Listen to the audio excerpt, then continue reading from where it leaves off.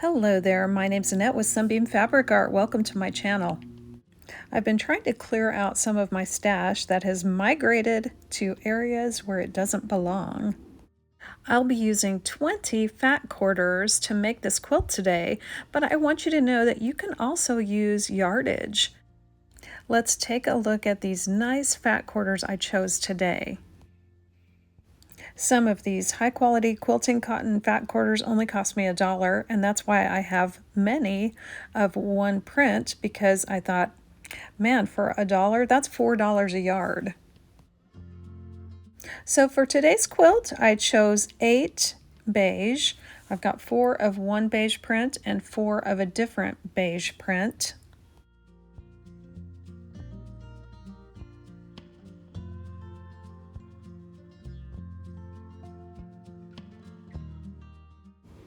I've got 4 of the same blueprint.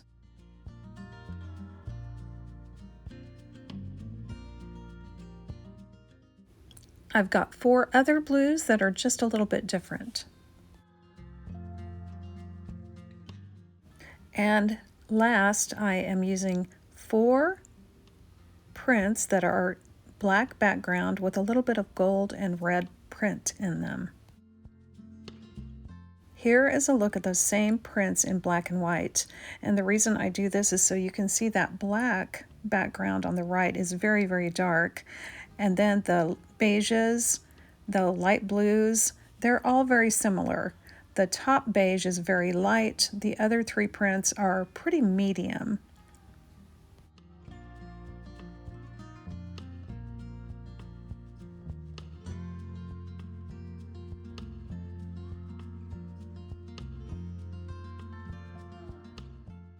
Before I do any measuring or any cutting, I'm definitely going to press these fat quarters flat, and I like to press them with the wrong side up.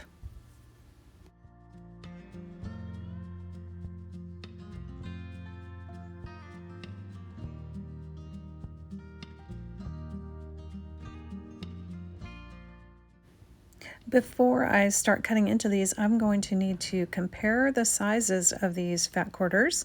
Before I do that, I wanted to give you a look at the selvage edges. I don't know exactly what some of these are, but the ones I do, if you see one that you wanted to know what it was, you can pause the screen and write it down.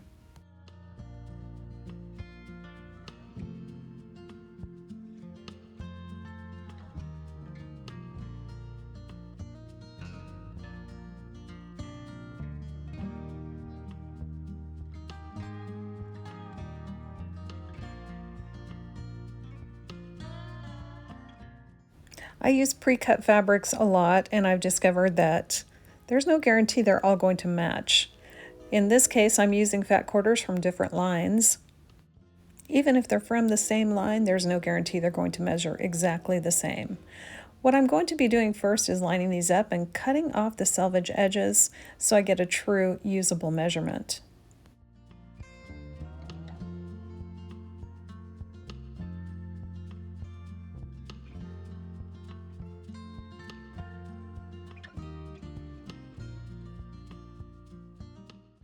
With that all done, I decided to go ahead and cut my accent fabric. So I laid out this black background fabric and I cut that fabric into 2-inch strips. These were stacked 4 deep, and first I made a nice straight edge to go by, and then I started cutting my 2-inch strips. First at 6 inches, then I moved the ruler over to 4 inches, and then I moved the ruler over to 2 inches.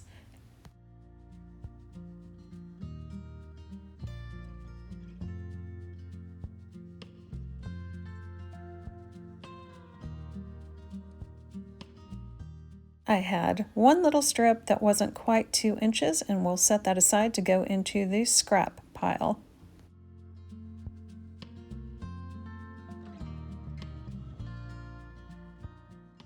Next, I started with my smallest fat quarter, and what you see me doing is folding it in half one way, then folding it in half the other way so it's 4 deep. I'm placing those folded edges on the right hand side and the top side, and I'm laying my ruler down on here to see what is the biggest rectangle I can get. For this one, it looked like 8 inches by 10 inches would work. And you can see when I cut on that folded edge, I get a nice wide piece for my scrap bin. If I had cut the other way first, I wouldn't have any usable scrap left over. It would all be pieces less than an inch. Once I get those two sides cut off, I can flip around my stack of 4, line up my ruler on the 8-inch and the 10-inch marks, and cut off the other two sides to get a nice rectangle.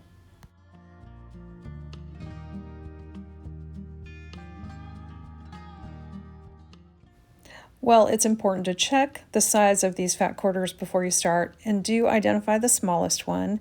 After I cut my first one at 8 by 10, the very next print I went to, I found out it was just a little bit smaller. So I ended up cutting the rest of my rectangles to 8 inches by 9.5 inches.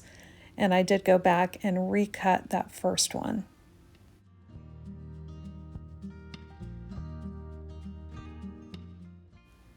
Now we can look at our cut fabrics and talk about what makes this layout so cool.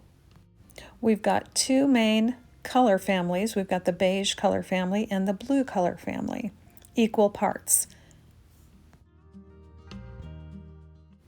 If I had chosen just two prints, a beige and a blue print, instead of mixing up fabrics, I wouldn't have to do what I'm doing right now, which is I'm building 4 patches, but I want to mix up, especially the blues. I want to make sure the blues do get mixed up a little bit. I want to just sit down and chain piece these 4 patches, and to do that I don't want to have to think on the fly about mixing up the blues. And just a reminder too that the beiges and blues are all light to medium, and my accent fabric is very, very dark. Well, I'm going to get these 4 patches stitched together, first the top 2, then the bottom 2, and then I'll complete the 4 patch. And then we'll talk about adding on that black accent fabric.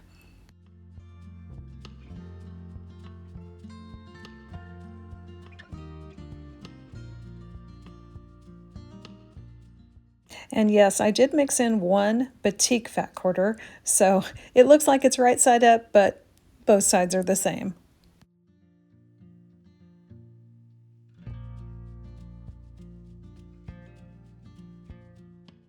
Once all the pairs were joined up, I broke that chain and put the pairs back where they came from.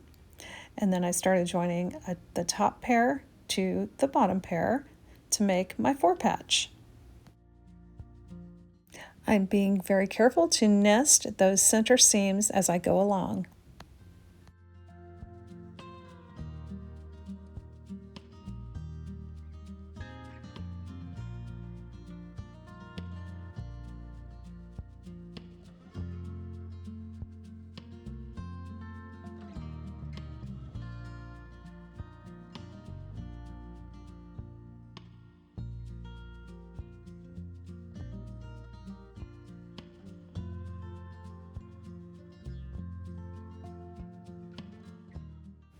Since we started with rectangles and we made a 4 patch, our 4 patch is a rectangle. I want to make a square, so I'm going to add my accent fabric on the 2 sides so that when I trim this block, it will end up being square. As I noted at the beginning, you can use any fabric for this. Just make sure that your 4 patches are built with rectangles, and your accent fabric that you add on 2 sides is enough to turn it into a square.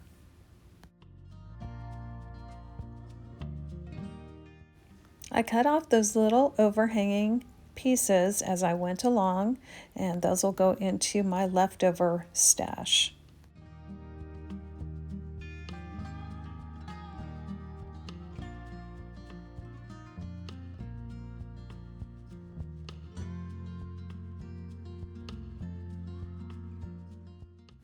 Once I finished sewing those accent strips to one side of my rectangles, I broke my chain and then I flipped the rectangles around and stitched that accent on the opposite side.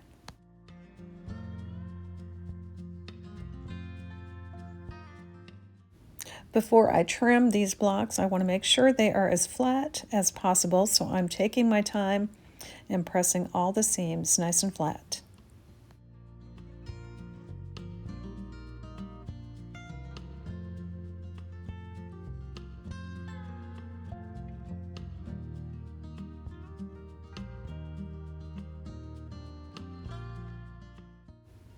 Let's talk about trimming these blocks.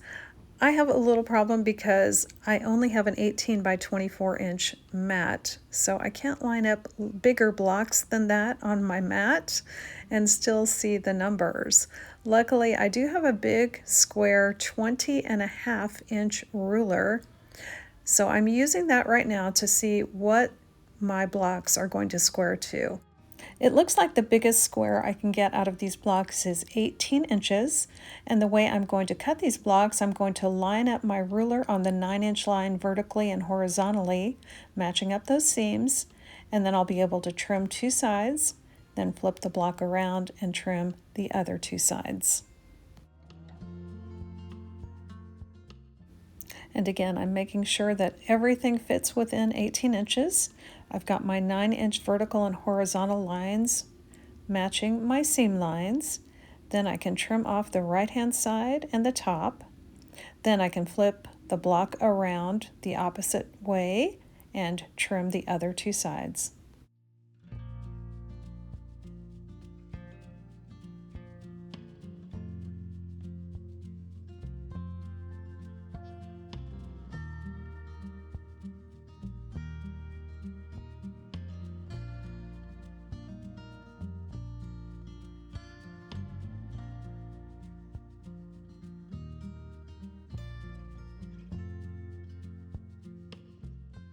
Now I have 16 blocks that started out rectangles and now they are squares. With the blocks done, I did a little bit more mixing and matching to make sure I didn't have two of the same fabric right next to each other. I'm going to be sewing these into pairs and then pairs into 4. To make this quilt, all you need to do is turn one block the opposite way from the block next to it.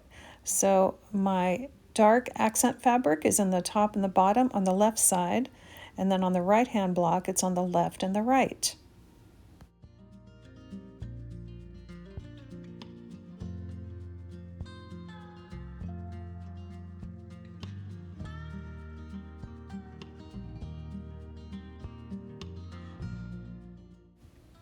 I did chain piece the pairs. So I started out with 16 blocks. I ended up with 8 pairs. Then I put the 8 pairs together into 4 rows of 4 blocks each. Just keep that saying in your mind that opposites attract, and it'll be easy for you to remember how to put these blocks and these rows together. Here you can see I've got row 1 and row 2, and what I did with row 2 was flip it upside down or backwards or however you want to think of it, so that we're putting opposites together.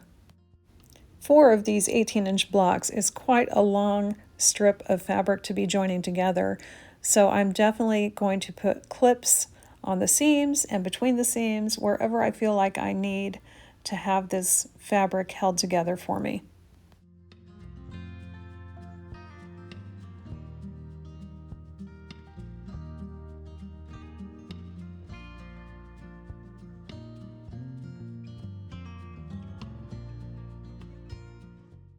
It surprises me sometimes when I'm sewing along and I think everything is straight when I'm not using clips or pins, and just a little shift can throw you off and you have to pick out some seam and re-sew it, or maybe it didn't all get caught in the seam. Lots of problems can happen when you get to this size of a project. One benefit of giant blocks like this is I'm going to go ahead and clip all 3 seams. There are 4 rows, which means I'm going to join them with 3 seams. So I'm just going to clip all these seams together and then sit down at the sewing machine and sew the 3 seams back to back. This really only works when you've got large rows you're working with.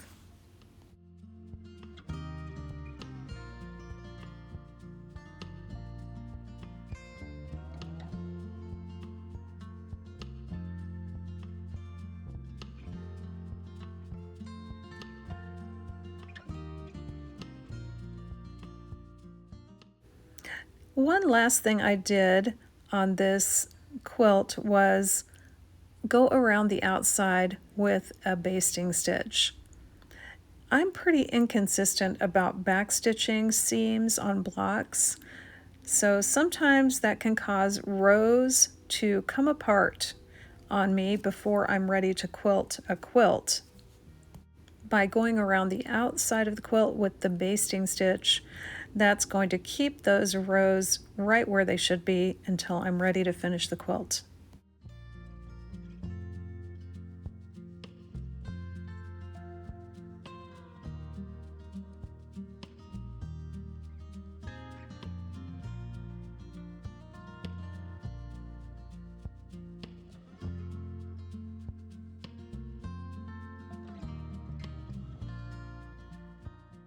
Here's a closer look at that. I used a stitch length of 4. One thing I wanted to show you before we move along is the leftovers from this quilt. So, I cut off quite a bit from those fat quarters, but honestly, it wasn't that much. And the little black squares of accent fabric, they fit in one hand. So not a lot of leftovers from this project. Let's talk about pressing this quilt. First, I was going to press it on my normal pressing surface. That did not work. This quilt was way too big. It measures 72 by 72 approximately, and that was just too big for that little space. So I threw it over my little Joey cabinet and put my pressing mat on top of that, and then just pressed row by row. Here's a look at our finished quilt today. I love these colors. I love the way the accent fabric makes it look like a puzzle. Please leave a comment if you have some ideas about what colors you think would look good in this. Another idea that has occurred to me since I made this quilt was, what if I had snowballed all the blue corners? That could be an interesting little star pattern. If you're enjoying my content, I invite you to subscribe and click that little bell icon for notifications of when I post new videos. I also want to give a big thanks to my channel members. Thanks so much for joining me today, and I hope to see you back again real soon.